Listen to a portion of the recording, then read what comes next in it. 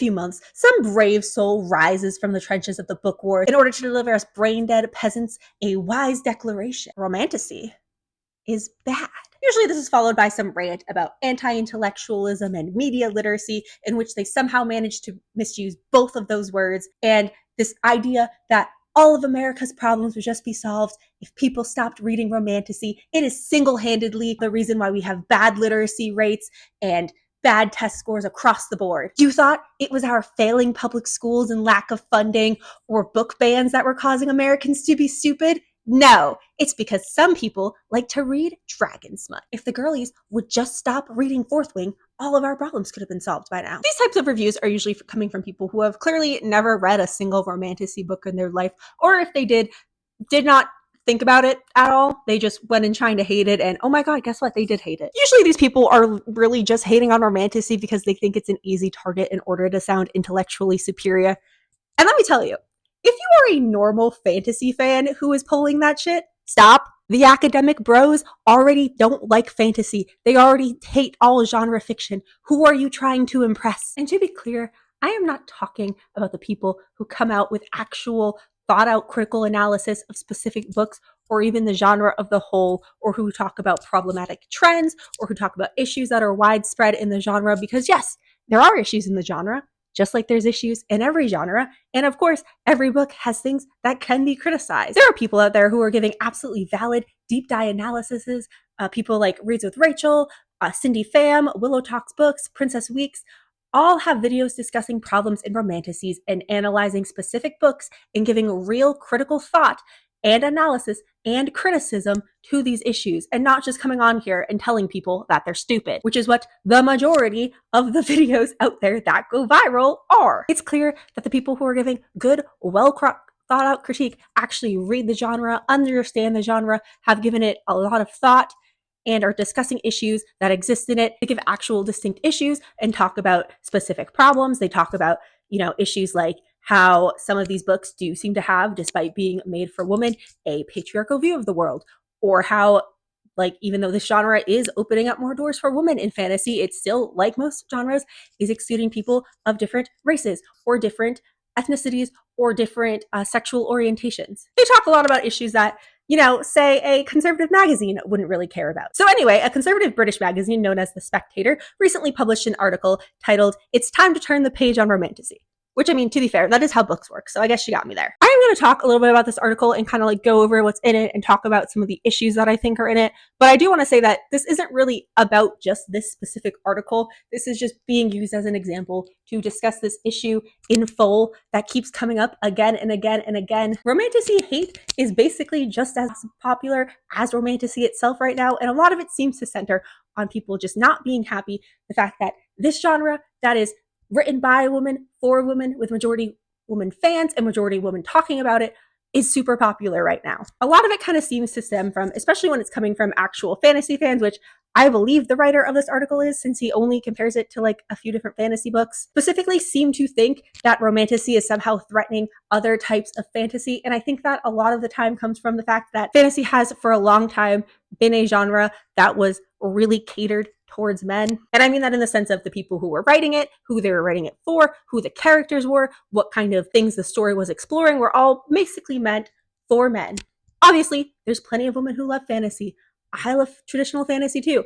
I would say I probably actually like traditional fantasy more than Romantasy. And obviously, yes, there are some successful non-Romantasy fantasy women authors out there. However, just because you can name 3 of them doesn't mean that there isn't a male majority in fantasy. This article basically seems to be the epitome of somebody being upset that something isn't for them, which again, kind of seems to be a lot of the hate around the Romantasy genre to begin with. Obviously, I don't know for sure if that was what his motivation for writing this is. I'm just telling you how it comes off as, and also going to point out some of the things that are wrong with this and how it's pretty clear that he doesn't really know what he's talking about and has probably never read a Romantasy book in his entire life. If I had to guess about it, I would actually say that he has one woman friend who hate read A Court of Thorns and Roses and then told him about it, and he is basing everything on this about based on that.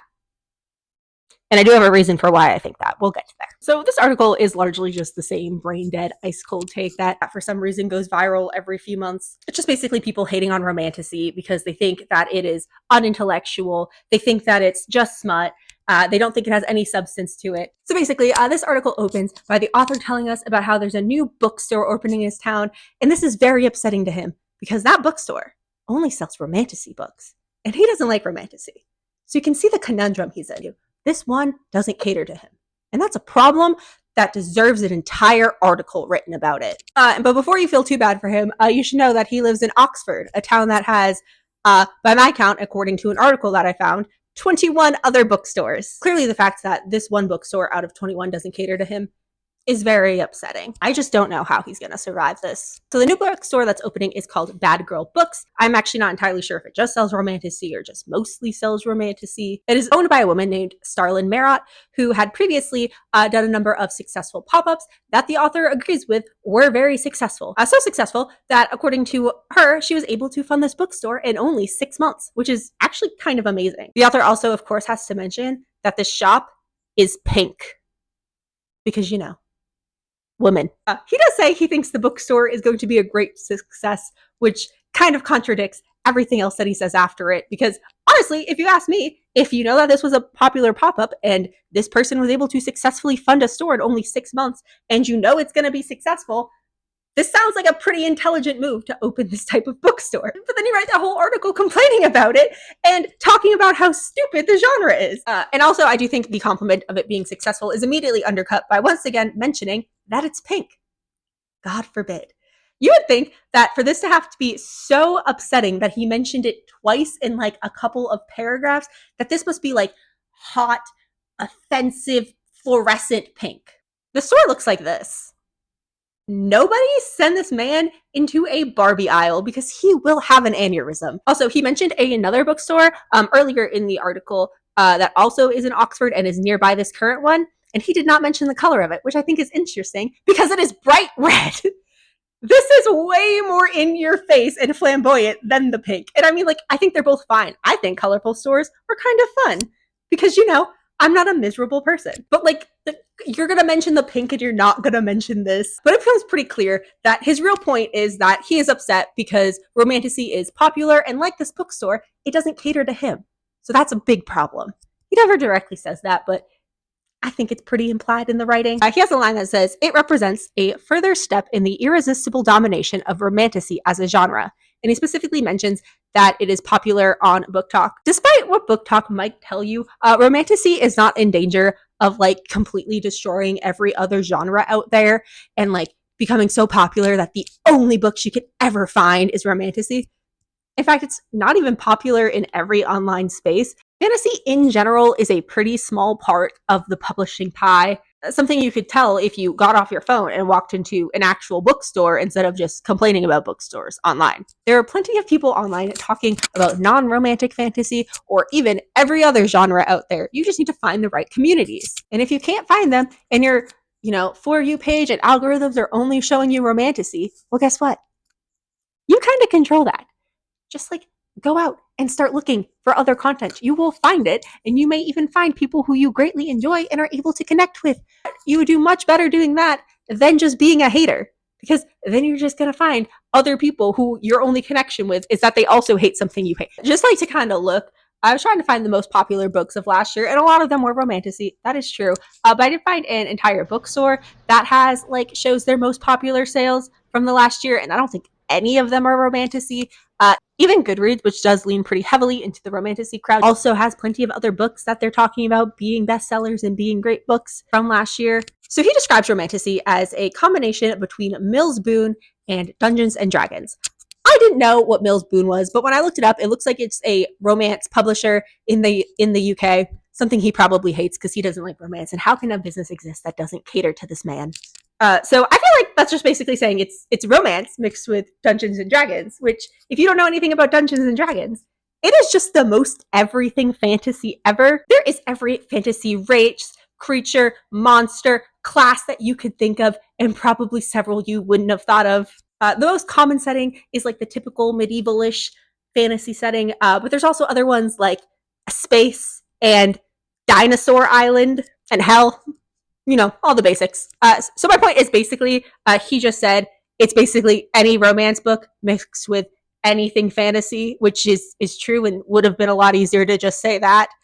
So somehow he managed to give an incredibly generic description that also just happened to be wrong. Again, I can't really speak for the Mills and Boone, but like when I think of D&D, I don't really think of Romantasy. I mean, sure, we've all used D&D as an excuse to flirt with our friends, but like romance usually isn't the first thing that comes to mind. D&D is like a quest-based, party-based fantasy, a nice ragtag group of misfits going on adventures, solving problems, fighting monsters. And Romantasy is not inherently that. I'm sure there are some epic fantasy romantasies that do feel a lot like D&D, but I feel like most feel very differently to D&D. I mean, for one thing, without the party aspect, it doesn't really feel like D&D. And a romance usually won't have an ensemble cast because they're usually focusing on, the two people in the couple, because that's what makes it a romance. But like most D&D romantasy I can think of off the top of my head is like Paladin's Grace. And that's only because the paladins are just paladins with a dip in Berserker Barbarian. Yes, I've thought about this. But the story doesn't really feel like D&D. It feels more like a romantic comedy. I guess another example would be like Baldur's Gate 3. I mean, you can't tell me someone out there hasn't written a romantasy. That's just a story. And he then, for some reason, has to give a second description because I guess he realized the first one wasn't good. He could have just said, it's just romance and fantasy. Like, what? I don't know why this is hard. He describes it as what would happen if a sexed up Nora Roberts had seen Lord of the Rings. I'm just going to say, Nora Roberts, probably aware of Lord of the Rings. Just describing something as a sexed up version of someone else, it's kind of fucking weird. You just didn't have to say that. Also, I feel like this is just, again, saying the same exact thing. You just named somebody who writes a lot of romance and then said, Romantasy is that and Lord of the Rings, like the blueprint of all fantasy. And again, it's somehow still wrong. But don't worry, he keeps going because there's no easy way to describe this genre that is literally just two other genres put together. The average romantasy novel revolves around the usual contrivances of every romance novel ever written, but with a fantastical spin. Virtuous maidens, heaving of bosom and pure of heart, fall in forbidden love with the Heathcliffian figure, who are often minotaurs, vampires, or werewolves. There are invariably goblins and dragons who can also engage in sexual congress. Okay, well, first of all, they're not in a forbidden romance with a Heathcliffian figure. They are in an enemies to lovers arc where they instantly want to fuck each other. If you are going to make fun of the genre, at least do it right. Also, virtuous maidens? Where? I feel like most romantasy novels are like hardcore not trying to do that, like to the point where an edgy female like thief-like character is like the stereotype. You don't even know the stereotypes of the genre you're trying to mock. The books have names like The Throne of the Fallen or Trial of the Sun Queen. Oh my god, what terrible fantasy names. What next is Romantasy gonna call their books? A Dance with Dragons, A Crown of Swords, The Way of Kings. Why can't they have normal fantasy book names? Also, I've literally never heard of Throne of the Fallen, but if you told me that was like a new TV show or something, I would just assume it's a Game of Thrones ripoff. That is the most normal fantasy name ever. To the point that there is literally a video game with basically the same name. He then makes like a weird comment about how many books Sarah J. Maas has sold. Not bad, since her first book came out in 2010 and she's only 40. What are we talking about? What are we doing here? Would you write that about like Brandon Sanderson, who has similar numbers but is like 50 and started in 2005? Does that make it worse? I'll be honest with y'all, I'm actually not a fan of either of those authors, but selling tens of millions of books is actually amazing. They are almost certainly in like the top 1 or 2% of authors of all time. To try and downplay their success as not bad because they're 40 years old is just really fucking weird. He then quotes like one of his coworkers, another article from the same magazine that someone else who works there wrote. I just thought this was kind of hilarious because I can't read the entire article because it's behind a paywall and I'm not going to pay for that. But it's called Why Generation Woke Loves Romantasy, which I think speaks for itself. But the article gave basically the same exact description of what romantasy is, And that's not the part that's attributed to her. He literally just stole his female co-worker's work and then didn't credit her for it, and then credited her for something else. A line that, I'm going to be honest, doesn't make any sense. It's just, romantasy is a word constructed perfectly for Gen Z, who are terminally online. It's literary BDSM. I don't even know what she's trying to say. What does literary BDSM have to do with Gen Z and being terminally online? What is literary BDSM? Like, what? Is it just literally like it has BDSM? I'm sure there are romantasy books that have that in it. I don't, like, what are we talking about? Does Gen Z like BDSM? I don't know. Am I too old to get this? I guess I'm just not woke enough. This article also, from what you can see without paying for the payroll, she's just kind of complaining about the fact that ACOTAR is popular and that it's sold millions of copies. It just comes off as really, sour grapes about someone else's success. From what I can see, there's nothing like actually of substance, just like being mad about the amount of copies sold.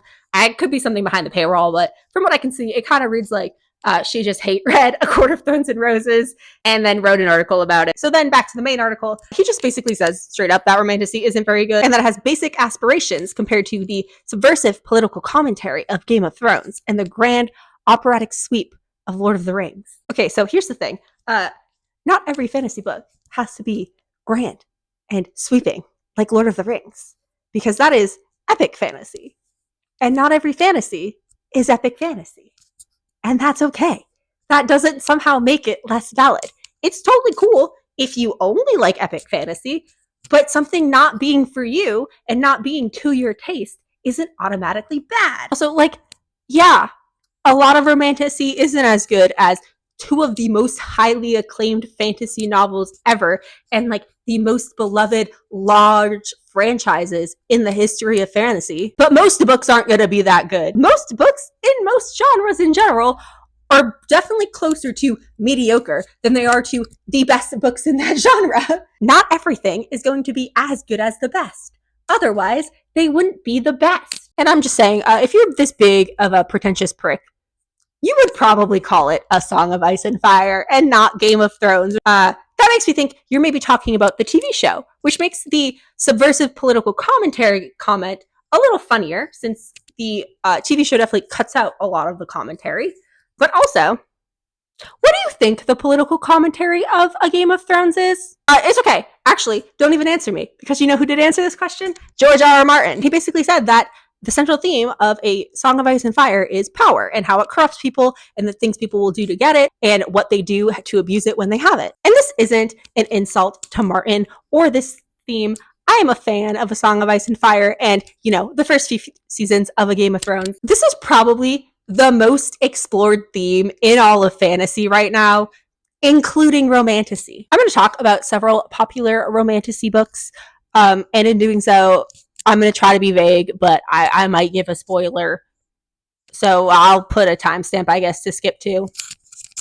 Or I'll try to anyway. I don't actually know if I know how to do that. One Dark Window. A guy gets one taste of power and then keeps wanting more and more, giving up literally everything, including his own soul, and eventually leading to his own downfall, because no matter how much power he gets, it's just not enough and he needs more.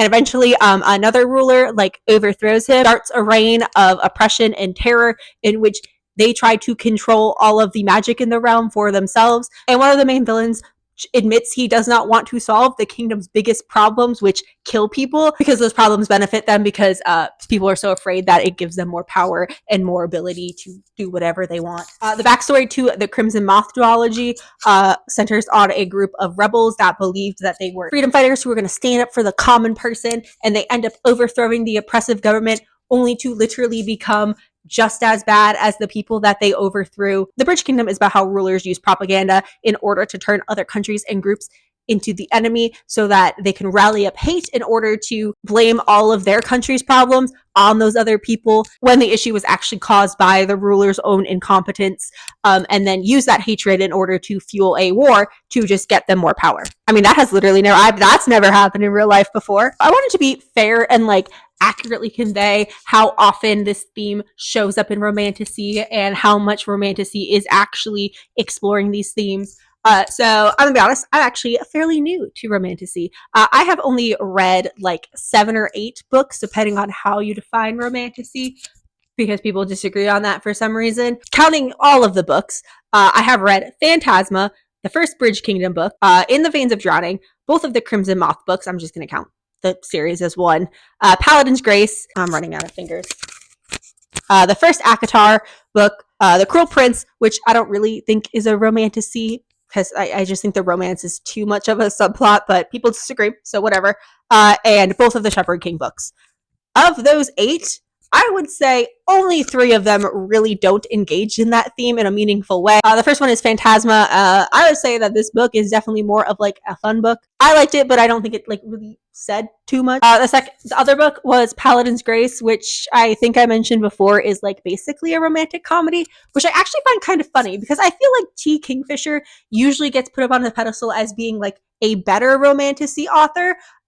She's also the only one I've ever seen people think is a man, so I'm sure that doesn't mean anything. There's some like commentary about, you know, like class differences in it, but like it's mostly just a romantic comedy with D&D paladins. Which, I mean, if you're gonna do a romantic comedy, that's how I'd want to do it, right? My dog's never played D&D. You'd be a great Tabaxi. Wanted to say Khajiit, but that's wrong. Oh, and the last book that I would say doesn't fit into that would be A Court of Thorns and Roses. I've only read the first book. Like I said, I don't really like Sarah J. Maas. I'm probably not going to read the other ones, but I do think the other, like the later books do kind of talk about the theme of power and like corrupt governments and war. I've also never read Fourth Wing and don't really have a desire to based on what I've heard. I just don't think it's for me. But that also seems to cover that theme and themes of like war and like corrupt governments and, you know, propaganda. I do think ACOTAR does have like some themes about like class and stuff in it. I guess maybe it does a little bit have like a theme of power corrupting people, but like I feel like it's the bare minimum, right? Like the enemy just happens to be a queen. I feel like her issue is more like it's more about like love and like not having love and like how that corrupts people. And this also isn't me just like liking these books and like thinking that they're perfect. Those 3 books that I like in detail explained, I could give you criticism for any of those books. My favorite of that bunch, and probably my favorite romantasy so far, is the Shepherd King duology. I could definitely give plenty of criticism of that book. Like, I am not just blindly glazing it. And I would actually say of those 3, that one probably engages in the theme the least. Most of it is in like a character's backstory. And the other 2 books, which I could give even more criticism for, I actually did go on a pretty big rant about the second Crimson Moth book on Goodreads. Like, I am not blind to these books' flaws. I could criticize all of them. I could give in-depth commentary about all of them. They still have themes in them. They still engage thoughtfully with ideas. Okay, the article then says they are not designed as great literature, which is fair enough, but it is not quite clear. I feel like I said that that's fair enough as if that was me saying it. Hang on, I'm reading quotes. Let me do that. They are not designed as great literature, which is fair enough, but it is not quite clear what they are instead, save indifferently written and repetitive exercises in wish fulfillment. I'm going to let you in on a little secret. A lot of genre fiction is wish fulfillment, especially fantasy. And wish fulfillment, in and of itself, isn't necessarily a bad thing. Of course, there are exceptions. There are fantasy novels that are basically masterworks of literature. There are books with beautiful language, with deep, intelligent allegories and intense character studies, talks of the human experience. But a lot of genre fiction is first and foremost entertainment. That doesn't mean that they aren't engaging in themes. I think A Song of Ice and Fire is mostly for entertainment, but it also has themes. Lord of the Rings is mostly for entertainment, but it also has themes. And so are romantasy books, like the ones I just mentioned, and probably more. I'm a very slow reader, okay? I'm working on it. Wish fulfillment in and of itself isn't a bad thing. If that's all a book is, it can seem very bland and one-dimensional, but that's not inherently in and of itself bad, and most books do offer more in addition to having wish fulfillment. Lots of times people even get drawn into a book because of the wish fulfillment, but then they stay for story and characters and plot, and sometimes even social commentary and morals. And if a story just isn't for you because it doesn't have that draw that draws you to other books, that's okay. But that doesn't mean that it's bad. Not everything is for everybody.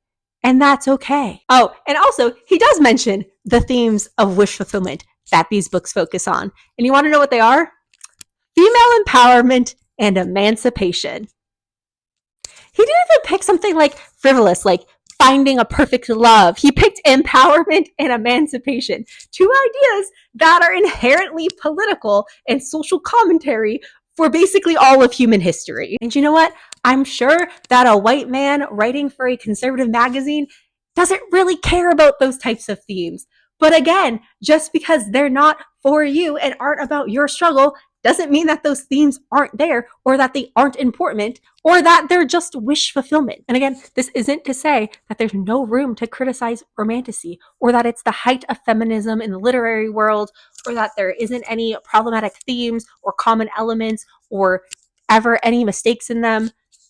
Every book has flaws, and there is absolutely room to criticize romantasy and romantasy books. Liking a book that has issues in it doesn't mean that someone is too stupid to notice the issues or that they don't enjoy the good things in a book.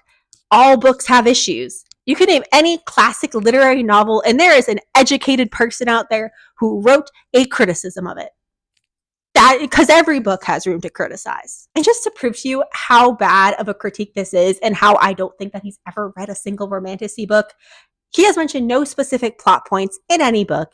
He hasn't mentioned any specific critiques, any themes besides, female emancipation and empowerment, and also didn't explain why those are bad. His comparisons to Lord of the Rings and D&D just don't make any sense because it's a different subgenre of fantasy. His description of the genre includes a, type of female character that isn't even a stereotype of the genre, and in fact the stereotype is the opposite. To me, this reads like someone who has never read romantasy in their life and certainly never critically thought about it. Probably one time heard that ACOTAR is fairy porn, and that just offended his delicate sensibilities so much that he just had to be upset over it. He even compares all romantasy to 50 Shades of Grey, which we just need to talk about this, okay? Erotica and a romance book or a fantasy book or any type of book with a spicy scene in it are not the same thing. Erotica is like an adult film. If you wanted to watch an adult film, you wouldn't go and watch Titanic, even though there's a spicy scene in it, because you don't want to watch all the rest of the movie. If you are just looking for spicy scenes, you would not want to pick up A Court of Thorns and Roses, because you would not make it to the spicy scenes because you'd have to get through hundreds of pages of the rest of the story. Erotica and adult films do not have other plot and characters and other motivations to the amount that these other books that just happen to have spicy scenes in them do. Erotica and adult films have much simpler plots, much simpler characters, things like a stepsister getting stuck in the washing machine, or a lady stealing all of your lemons. Damn lemon stealing whores. Or you're just trying to eat a salad and your husband's sitting there cheating on you. Are you serious? It's not what it looks Right in like. front of my salad? The classics. And yes, there is also fantasy erotica, and that can also be pretty popular and does sometimes get lumped in with the broader genre of romantasy. But the majority of people who are talking about romantasy usually aren't talking about erotica. A lot of romantasy books do have spicy scenes in them, but they have hundreds of other pages of other things happening. And if you don't like those books and don't want to read any of that in your book, that's completely valid. There are also romantasy books like that don't have anything like that in them. And if you don't want to read a romantasy book at all, that's also fine. But that doesn't mean the entire genre is invalid just because you don't like it. The theme of this video is realizing the entire world doesn't revolve around you and what you like. The article finishes off with him once again wishing the owner of Bad Girl Books every success, even though he just wrote an entire article talking about how romantasy is terrible. And he never directly said don't buy it, but what else is the implication? He also says she will no doubt swiftly find a loyal and devoted fan base among visitors and locals alike. And then he says, even a bibliophile like me must admit that not every bookstore is necessarily aimed at everyone. But I am afraid that Bad Girl Books has brought out my not-so-concealed inner literary snob. Yeah, we fucking noticed. You're right, it's not for you. That should have been the end of your thoughts about this bookstore. There are stores that aren't for me. I don't play sports. I don't really do outdoorsy things, Dick's Sporting Goods and Cabela's aren't really for me. I have literally never spent any amount of time thinking about those stores, and I've certainly never written an article about how those stores are stupid because they don't cater to me. Thinking this much about a store that you're not going to go to is just kind of weird. He also says he wishes people great joy when they're enjoying things like Sarah J. Maas, which is the only Romantasy book he has mentioned. Maybe he mentioned Fourth Wing too. So, just like he only mentioned the two of the biggest fantasy books ever, he's only mentioned two of the biggest Romantasy books ever. So, he's very clearly qualified to talk about this topic. He says, I'll stick to my usual diet of these incorrigible Oxford graduates, Evelyn Waugh, Martin Amis, and Philip Larkin. They would, I think, have dealt with the coming of a Romantasy bookstore with the amusement and skepticism that such an idea inevitably merits. And so will their present-day admirers too. You know what I think? I think those people would not give a fuck about a Romantasy bookstore opening up, partly because they have better things to worry about, like being dead, but also because people who are smart and successful and secure in themselves don't hate this much on things that aren't for them. Now, listen, a lot of academic people do trash on not just Romantasy, but genre fiction in general, which again, is why it's kind of silly when people who are fans of other genre fiction like put down a different genre fiction. Like, who are you trying to impress? They don't care. They're not gonna like thrillers or regular fantasy anymore just because you're bullying somebody else. Normal people don't think that much about things that are just not for them. They just move on with their lives, which I would suggest that more people do before they go on rants about Romantasy. I guess you could also argue though that this article just wasn't for me, so I'm also doing the same thing and spending too much time worrying about something I shouldn't. But I do think there's a difference. People are here insulting in genre and saying that it basically shouldn't exist, even if they don't outright say that, and saying that people who read it are stupid and that the books have nothing to offer. That is something that I think is reasonable to fight against. But maybe I'm just a hypocrite. I don't know. Future Rachel jumping in here because I wanted to come and give a better explanation.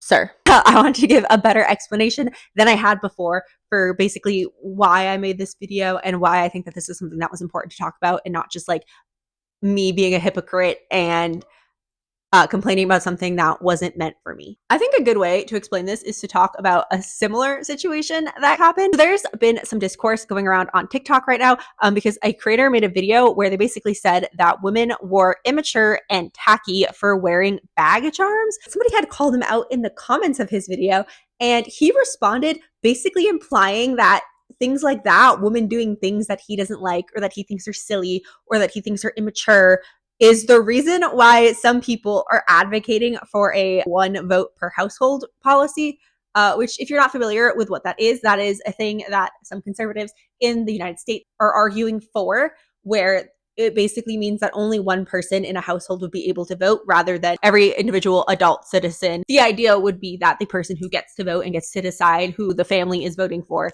is the man of the house.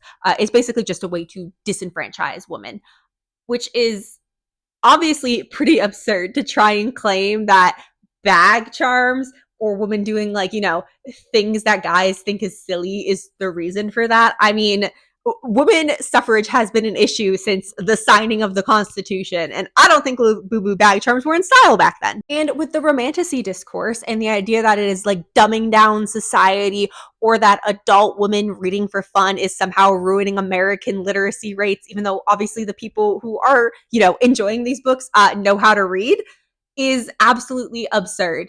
And both of these are just attempts to avoid dealing with actual issues and actual problems in our society and instead just put the blame on the people who are being negatively affected and essentially say, if you just behaved right, we wouldn't have to do these things. If you just didn't read silly little books or put silly little things in your bag, nobody would ever take away your right to vote. And for some reason, everyone then would be able to read if you guys stopped reading Dragon's Smut. It is just obviously ridiculous.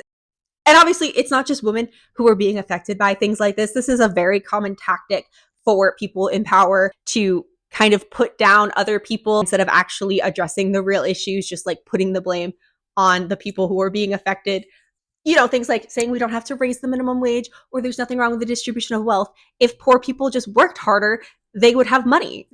Or, how often do you hear things like people saying things like that they'd be fine with gay people if they just weren't so in their faces, or if they just weren't so open and blatant about things, or racism would be dead if immigrants just came into the country the right way and then they, arrest people who were doing it the right way and here legally on asylum, or blaming the over policing of Black communities on the people that live there instead of addressing America's very long and terrible racial history. And, part of it is because they don't want to solve these issues. But the other part is that othering the people that are being affected and turning them into the perpetrators does sometimes work into getting some of those people on your side. I mean, there are women who say that women are silly for doing things like wearing bag charms or put down women for the books that they read, and are also up there that, yeah, there should be one household voting policy because women are inferior to men and they're not as intelligent. All their decisions are fueled by emotion rather than intelligence. There are people out there who are advocating for the group that is ultimately going to hurt people like them. And obviously, the biggest issue there is not people not liking romantasy books. I do think it is a symptom of a larger issue and one that does deserve to be addressed, especially because a lot of times those videos and those, I don't know if this article did, because I don't even know how you can tell if an article got super popular. A bunch of people were talking about it on book threads. That's how I found out about it. But these things do get super popular. And basically every time it does, there are people who are like, yeah, but they are kind of right though. And I will say one criticism that I do kind of agree with is that I think there are a lot of people in the book community, in the book talk community, in these largely romantasy spaces that do just read for fun, and that more people should think critically about their books. I do think that more people should critically engage in books and reading and think about what they're reading. One of my favorite things to do, I mean, maybe not my favorite thing to do, but something I like to do when I finish a book is I like to read reviews or watch reviews where the person has a different opinion than mine. I like to see what other people who liked a book said about it. I want to see people who loved a book I hated said about it. I want to see what people who hate a book I love said about it. I think that just hearing other people's opinions and listening to their analysis and seeing their thoughts on it helps open up my mind more and makes me look at some things differently. And sometimes I disagree with their takes, and sometimes I hear them and I'm like, oh, I didn't think about that. Yeah, that is something that could have been improved on, or wow, that's a great theme that I didn't get in the book. Your interpretation is really cool, and now I'm thinking about it in a new light. And I think that the romantasy community should be more open to listening to those heavy critiques and trying to think more critically about the books that they're reading.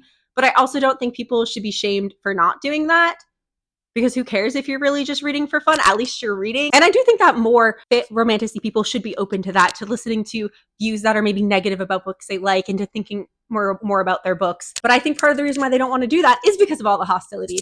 If you're not going to want to watch a book review and hear someone else's opinion if they're going to call you stupid throughout the entire thing. Nobody wants to sit there and be insulted. I think it is obviously possible to give a critical analysis of a book, but also not insult the people who like it or like the genre. Reads with Rachel, who I mentioned earlier, she has some videos where she's very negative about Sarah J. Maas, but I know in one of them she's even like, well, I get why people like her though. I understand why someone gets enjoyment from her books. Cindy Pham, who I also mentioned earlier, has a ton of videos being very critical about romantasy books, and she also published a romantasy book. There's plenty of people who are criticizing romantasy books and giving actual feedback and making good points and aren't insulting you, and I think more people should be open to looking for that.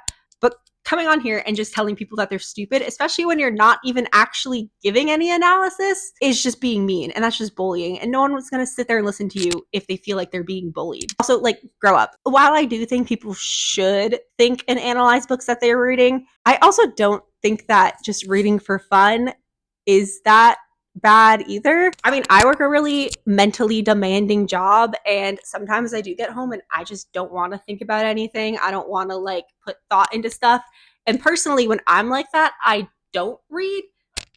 I usually just watch a lot of YouTube videos. But if someone does relax by reading and that's their for fun hobby, I don't think that's wrong. And if they, want to turn their brain off after a long day, that's not how I enjoy books. But I don't see what's wrong with that. I don't think that's any worse than mindlessly watching TV or mindlessly playing video games. And nobody cares if you're mindlessly doing either of those things.